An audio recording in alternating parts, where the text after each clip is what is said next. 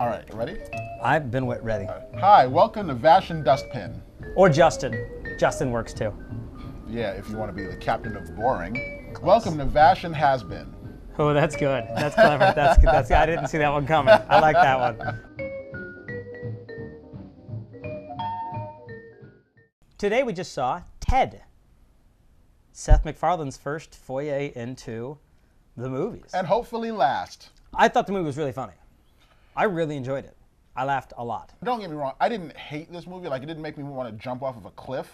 It was funny. It had action and adventure. Yes. It had a good love story. Yes. It was filmed well. The jokes caught my attention. Yes. And I'm like, okay, cool, fine. If you want me to go and enjoy a movie and laugh at it and think it's great, then fine, you did your job. But it didn't do anything for me.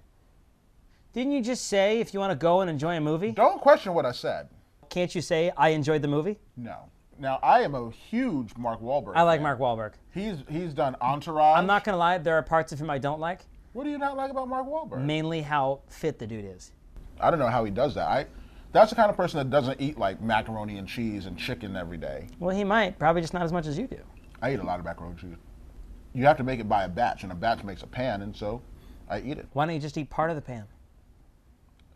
Well, that's what happens. I eat part of the pan, and I put it in the fridge and go, I'm going to save this for tomorrow. And then like 20 minutes later, I'm like, there is macaroni and cheese in the fridge.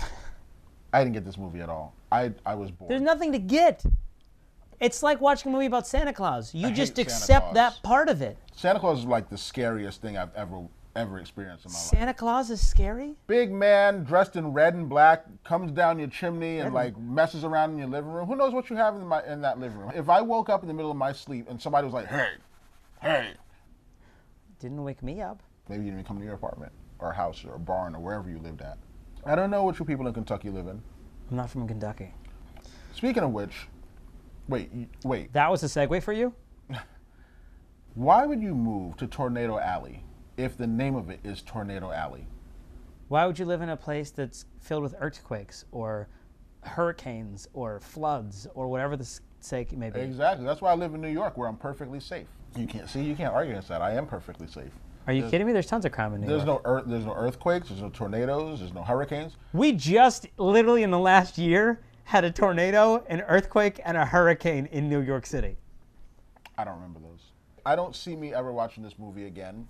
Unless I was do. forced to. You always talk about, if everyone came over to the house, would you want to put this in and have it playing in the background? This is exactly one of those films. It's what the party movie would be. This is the Anchorman kind of thing in the background of the movie. Like, Well, see, I didn't enjoy Anchorman either. did you see Anchorman? I saw most of it.